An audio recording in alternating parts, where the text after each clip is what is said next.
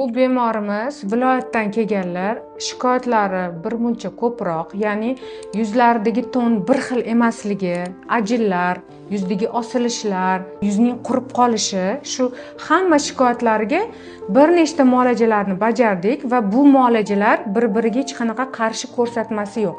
Ya'ni yuzlaridagi biroz dog'lar, tonlarni bir xil emasligiga o'sha dog'larni ochartiruvchi Q-switch apparatimizni qildik.